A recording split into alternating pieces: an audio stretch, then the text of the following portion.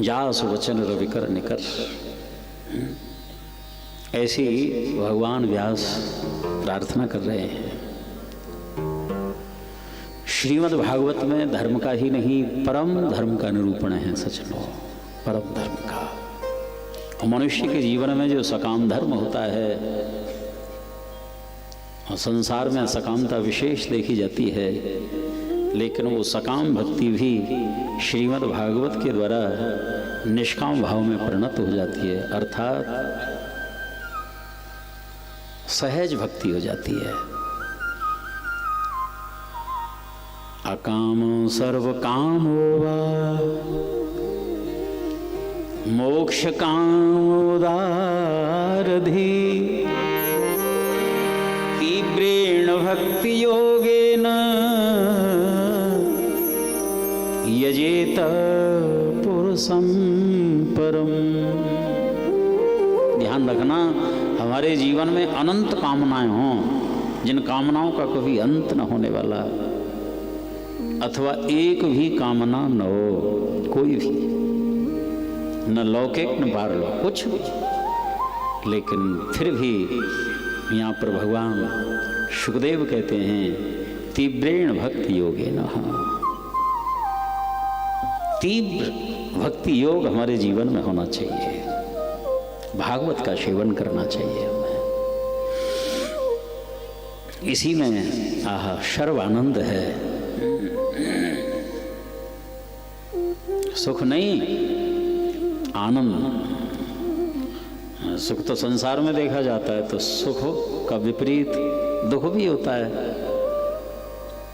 मान का विलोम जो है, अपमान भी होता है। लाभ है तो हानि है, जय है तो पराजय है, जन्म है तो मृत्यु है। लेकिन आनंद, वहाँ पर ये द्वंद्व नहीं होते। श्रीमद् भागवत का आरंभ ही सच्चिदानंद रूपाय। जो सुख और दुख, जितने भी द्वंद्व हैं, इनसे ऊपर उठा हुआ ये रस है। सचना भौतिक सुख में दुख दब जाता है, सुख का अनुभव करते हैं हम, लेकिन आनंद की जब स्थिति होती है तो सुख और दुख अत्यंत अभाव हो जाता है। आनंद तो एक है।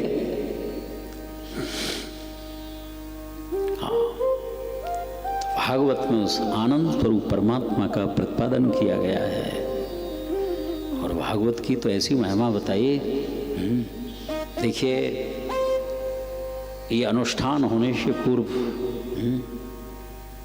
जो शुभ संकल्प लिया जाता है ना, जो नारियल देते हैं,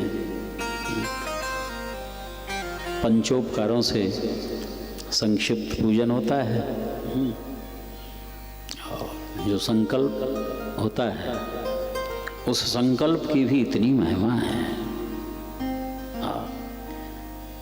अनेक अनेक कामनाओं से कराते हैं लोग। संतान हो जाए, बेटा बेटी का ब्याह हो जाए, व्यापार में इतनी मुनाफा हो जाए, कोई भी कामना हो सकती है। कई लोग पितृ उद्धार के लिए कराते हैं, हमारे पूर्वजों का उद्धार हो जाए। पूज्य सद्गुरुदेव वर्णन करते हैं, श्रीमद् भागवत सप्ताह ज्ञान यज्ञ की ऐसी महिमा है कि इसका जब हम संकल्प भी लेते हैं ना, तो संकल्प लेने मात्र से ही पूर्वजों का उद्धार हो जाता है। और जिसके पूर्वजों का उद्धार हो जाता है, बाद में फिर कथा का उत्सव होता है।